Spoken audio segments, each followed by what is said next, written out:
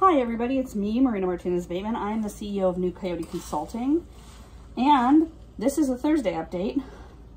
I'm cooking a little something for my lunch.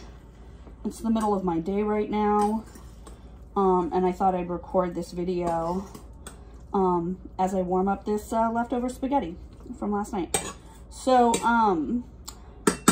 my intention for the week was to do more of the sort of like reclaiming my time process I've been doing, where I make sure that if I have a meeting outside of my regular work hours, that I make up for that time. That's been going really well. And I'm really especially grateful for it this week because I have been sleeping so poorly. Most of you know that I have and have had chronic insomnia my entire life. And it was just really, really bad for most of my life until very recently. I used to get 3 to 4 hours of sleep a night. And I think part of that is that I probably just was not, I wasn't really a person that needed a lot of sleep. I'm still kind of not, but I'm more of a like 7 hours a night person than a 3 hours a night person. As I get older, I need more sleep. But also, one of the things that happened that was really great for me was that I started eating regularly throughout the day, which was not something that had happened throughout my childhood or most of my adulthood until recently. And that helped me get more sleep. And then I also started sleeping on my actual biological schedule, which is in general about 3 a.m. to about 10 a.m. That's really when my body wants to sleep. So, taking care of that actually made it so that I am more likely to sleep a 7-hour night than ever before. I don't know when I would say than, I still don't think it's like my average, but I'm way better than I was. I'd say I sleep a 7-hour night like 2 to 3 nights out of 7, and then the other nights are usually like 6 hours.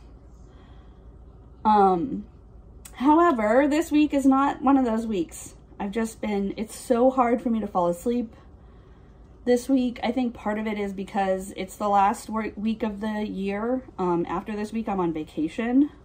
So I'm just kind of like thinking about all the things I have to get done before Friday, which is tomorrow. I also think that it's some of my usual sort of like Christmas malaise. I wouldn't say I'm not a fan of Christmas, but it has more often than not been a sad holiday for me, and so it can be hard to get into the mood, and so I frequently feel stressed out before the 25th of December and on the 25th of December. Some things have changed for me this year. I put some boundaries in place. And it may or may not have an effect on my Christmas and how I experience it. But we'll see. Those are kind of stressing me out. You know, when you draw a boundary with someone and the holidays come around, you're always like, is this going to change things? Is this going to make things less stressful, more stressful, you know, more predictable, less predictable, etc. So that's definitely happening and keeping me awake. But I'm not stressing out about it. I know that, stressing out about not getting sleep on top of not getting sleep is just like punishing yourself twice. So, all that is to say that I'm really grateful for this reclaiming my time thing that I'm doing, because it has allowed me to take naps during the day when I will have a meeting that's outside of my work hours. Then I have an hour block in the middle of my workday. I can just go take a nap. And that's been really helpful to just sort of like keep me pretty rested. It's not the same as sleeping through the night, but it's still really good. And I'm grateful for that. So I feel like not only did I accomplish my goal, did I stick with my intention, but it also showed itself to me like how useful it is, you know, because if I wasn't doing this, if I was still like scheduling meetings outside of work time and then filling up my work day, I wouldn't be able to catch up on this sleep. I wouldn't be able to take a nap and feel better. So I'm getting the illustration of why this policy is extremely effective and important. So that's really good. How did you do on your intentions? Put it down below. I will see you in the new year. I am taking a vacation for the next 2 weeks.